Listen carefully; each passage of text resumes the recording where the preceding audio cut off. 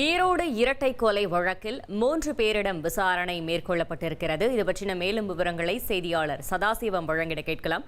சதாசிவம், வணக்கம். மேலும் தகவல்களை சொல்லுங்க. வணக்கம். அதாவது பார்த்தோம்னா, ஈரோடு மாவட்டம் சிவகிரி அருகே மேக்கரையான் பகுதியில் விவசாய தோட்டத்து வீட்டில் கடந்த 1ஆம் தேதி வயசான தம்பதியினர் ராமசாமி பாக்கியம்மாள் 15 பவுன் நகை கொள்ளையடிக்கப்பட்ட நிலையில் இருவரும் கொலை செய்யப்பட்டு சடலமாக மீட்டனர்.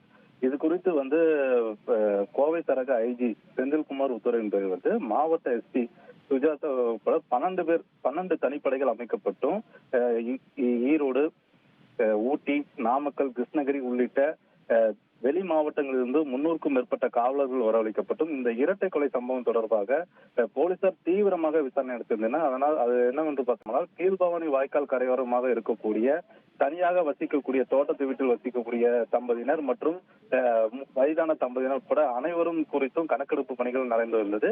எதற்கு என்று பார்த்தோம்னா, இந்த கொலை சம்பவம் தொடர்பாக கடந்த சில தினங்களாக எவ்வித முன்னேற்றமும் கிடைக்காத நிலையில் மேலும் அந்த பகுதிகளில் சந்தேகத்துக்குரிய நபர்கள் நடமாட்டம் இருப்பது குறித்து அவர்களை கண்டறிந்து அவர்களது கைரேகை பதிவு செய்து அவர்கள் ஏதேனும் முந்தைய குற்ற வழக்குகளில் தொடர்புடையதா என்ற கோணத்தெல்லாம் விசாரணை நடத்தியிருந்தனர்.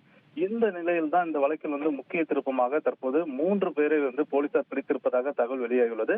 அந்த 3 பேரும் பார்த்தோம்னால் அரச்சலூர் பகுதியைச் சேர்ந்தவர்கள். இவர்கள் இந்த கொலை சம்பவத்தில் தொடர்புடையவராக இருக்கலாம் என போலீசார் சந்தேகித்து அதன் அடிப்படையில் கோவை சரக டிஐஜி சசிமோகன் உட்பட காவல்துறை உயர் அதிகாரிகள் ரகசிய இடத்தில் வைத்து விசாரணை நடத்தி வருகின்றனர். விசாரணை முடிவில் இந்த சம்பவத்தில் ஈடுபட்டவர்கள் யாரெல்லாம், இவர் 3 பேர் தானா அல்ல கூடுதலாக யாரும் இருப்பவர்களா, எதற்காக இந்த கொலை சம்பவத்தில் ஈடுபட்டார்கள், அது கொலை நிகழ்ந்த இடத்திற்கும் அருகில் உள்ள பகுதி தான் அரச்சலூர் பகுதி.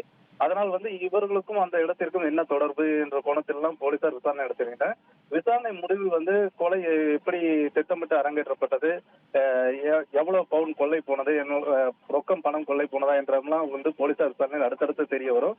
தொடர்ந்து தற்போது அதாவது இதற்கு முன்னதாக பார்த்தோம்னா, வரும் 20ஆம் தேதி இந்த இரட்டை கொலை சம்பவத்தை கண்டித்து சிவகிரி கிராம மக்கள் மற்றும் பாஜகவினர் உண்ணாவிரத போராட்டத்தை முன்னெடுக்க போவதாக அறிவித்திருந்த நிலையில் தற்போது இந்த 3 பேர் போலீசார் பிடித்திருப்பது கிராம மக்களுக்கு சற்று ஆறுதலை கொடுத்தாலும் உண்மை குற்றவாளிகளா என்ற கோணத்திலும் போலீசார் விசாரணை நடத்தி வருகின்றனர். விசாரணை முடிவிலே அதிகாரப்பூர்வமாக மாவட்ட காவல்துறை தரப்பில் தெரிவிக்கப்படும் என காவல்துறை தரப்பில் தெரிவிக்கப்பட்டுள்ளது.